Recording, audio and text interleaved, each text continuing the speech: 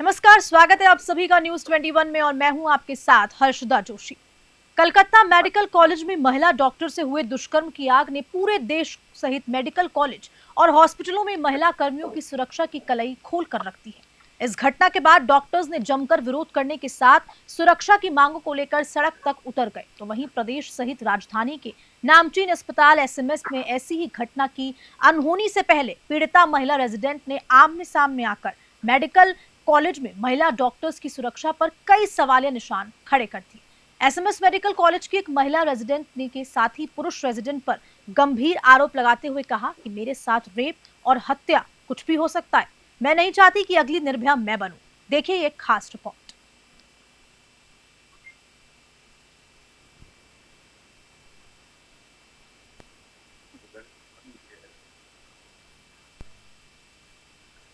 और इतना ही नहीं, डरी हुई महिला रेजिडेंट ने रेप और हत्या की आशंका को लेकर एसएमएस प्रिंसिपल को ईमेल के जरिए शिकायत तक कर दी थी।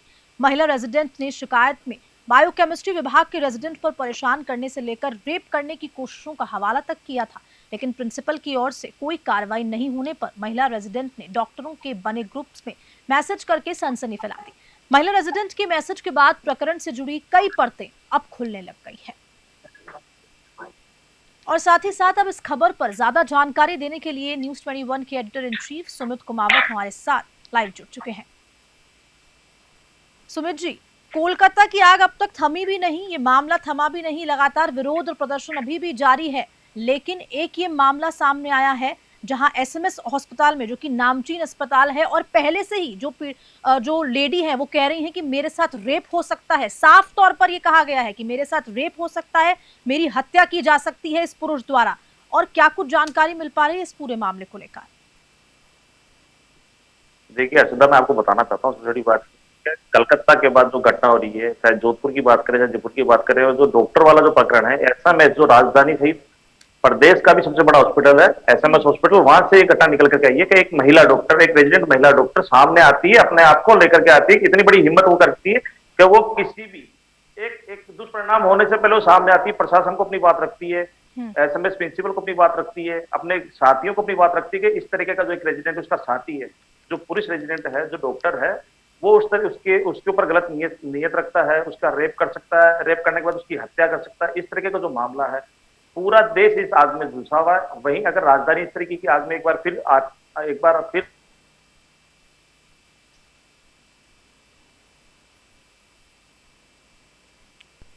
जी सुमित जी, आवाज पहुंच पा रही है आप तक? देखिए, तकनीकी खामी की वजह से। जी बिल्कुल सुमित जी, आवाज पहुंच पा रही है?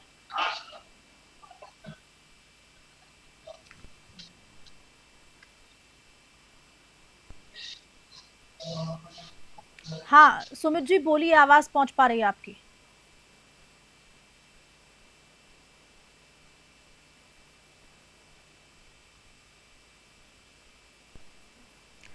ठीक है, सुमित जी तक हमारी आवाज नहीं पहुंच पा रही है, कोई टेक्निकल इशू है। वापस से उनके साथ जुड़ने की कोशिश करेंगे, लेकिन लगातार डॉक्टर्स की हड़ताल भी जारी है। महिला रेजिडेंट के खुलासे के बाद अब प्रशासन जाकर साफ तौर पर महिला सुरक्षा को लेकर हॉस्पिटल प्रशासन पर। सुमित जी हमारे साथ वापस जुड़ चुके हैं। सुमित जी, आवाज पहुंच पा रही है, बोलिए। जी अर्षदा, मैं आपको बता रहा था कि जिस तरीके का जो मामला प्रदेश की राजधानी में हुआ, ये शर्मसार करने वाला मामला था कि एक बार फिर मानवता शर्मसार होने से बच गई। आज जो रेजिडेंट डॉक्टर है वो खुलकर सामने आई, प्रशासन के सामने अपनी बात रखी। लेकिन विडंबना की बात यह है कि इसकी बात रखने का असर जो है प्रशासन के ऊपर कुछ नहीं चल पाया।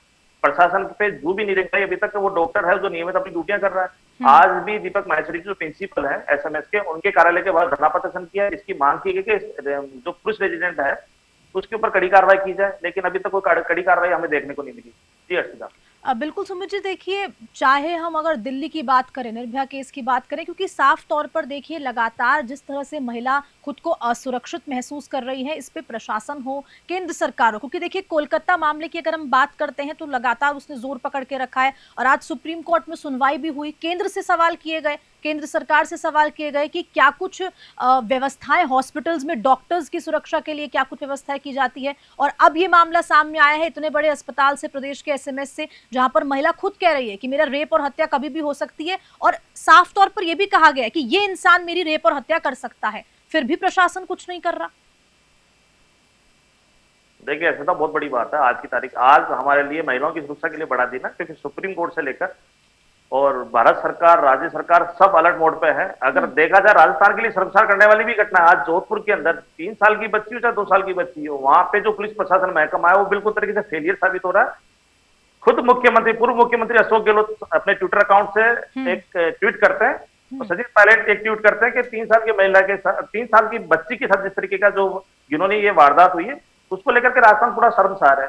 लेकिन ऐसे में इसकी घटना जो है ना, शर्मसार होने से बचाती है कि हम जब डॉक्टर हैं उस डॉक्टर को भगवान के रूप में देखते हैं। अगर भगवान ही सुरक्षित नहीं है तो हम आम जनता की किस तरीके से हम आशा कर सकते हैं कि प्रशासन या जो है। तो एक और बड़ा सवाल यहाँ को रहा है सदा, एसएमएस के अंदर सबसे पहले कई जो पूर्व अधीक्षक थे उन्होंने महानिदेशक डीजी को, होमगार्ड डीजी को एक लेटर लिखा था कि साहब हमें एसएमएस में क्या है, राज्य और राज्य के अंदर के जिलों के जितने भी मरीज है वो आते हैं, इससे मरीजों का भार बहुत ज्यादा है। तो वहाँ कई तरीके की सुविधाएं होती है, डॉक्टर्स को होती है, परिजनों को होती है, मरीजों को होती है। इन व्यवस्थाओं को बनाए रखने के लिए हमें कुछ 35 से 40 होमगार्ड हमें अवेलेबल करवा दी जाए। लेकिन ना तो उस समय कांग्रेस सरकार थी, ना तो उन्होंने सुनी, ना ही ये जो पुलिस प्रशासन था वो सुन पाया। अगर आखिरकार जिस तरीके की जो व्यवस्था है, एसएमएस में व्यवस्थाओं का तो दौर काफी है, हर बार देखने को मिलता है। तो इन अव्यवस्थाओं से बचने के लिए जो मांग की गई थी वो मांग अभी तक पूरी नहीं हो पाई है। वहीं रही बात, अगर ये डॉक्टर की बात करें, जो महिला रेजिडेंट डॉक्टर है, बड़ी हिम्मत की बात है कि उन्होंने खुद स्वयं आकर के प्रिंसिपल को ये बात कही, अपने साथियों को ये बात बताई। ये एक उस हिम्मत की, हम उस महिला की हिम्मत को सलाम करते हैं कि खुद कुछ घटना होने से पहले अगर वो खुल के सामने आई है और कहा है तो बहुत बड़ा कलेजे वाली बात है। लेकिन कलेजा सरकार ने एक तरफ से नहीं दिखाया, प्रशासन आंख बंद करके बैठा हुआ है।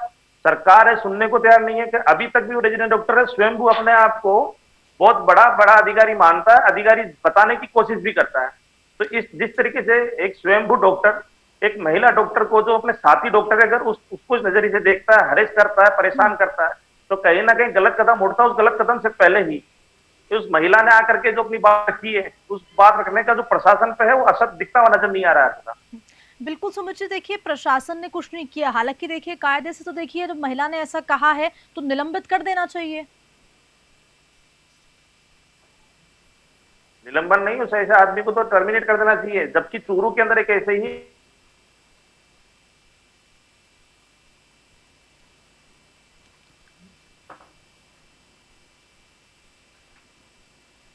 तो अभी तक कोई पूरी कार्रवाई नहीं कर पाई।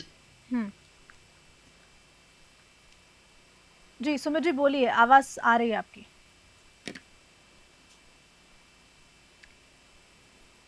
ठीक है, सुमित जी के साथ एक बार फिर से जुड़ेंगे, लेकिन बहुत बहुत शुक्रिया फिलहाल के लिए सुमित जी, तमाम जानकारी के लिए, क्योंकि महिला सुरक्षा बहुत बड़ा सवाल बना हुआ है पूरे देश के लिए, क्योंकि महिला सुरक्षा को लेकर हॉस्पिटल प्रशासन पर कई गंभीर सवाल भी उठते दिख रहे हैं। सुमित जी, हर इंसान के मन में, हर महिला, हर लड़की, हर बच्ची, क्योंकि देखिए जैसा आपने कहा कि जोधपुर में 3 साल की बच्ची के साथ रेप हुआ, तो उसमें भी हर एक महिला और हर एक इंसान, हर एक जनता, पूरी जनता के मन में एक सवाल है, आखिरकार कब तक हम महिलाएं असुरक्षित महसूस करेंगी खुद को? क्यों कोई कानून व्यवस्था नहीं बनती? क्यों कोई कानून नहीं लाए जाते? सख्त से सख्त कार्रवाई क्यों नहीं होती? देखिए सदा इसी को गंभीर लेकर के आज सुप्रीम कोर्ट ने आज जो एक बेंच बुलाई, 3 जजों की बेंचेस थी, खुद उसमें सुप्रीम कोर्ट के जो मुख्य जज हैं वो खुद बैठे हुए थे।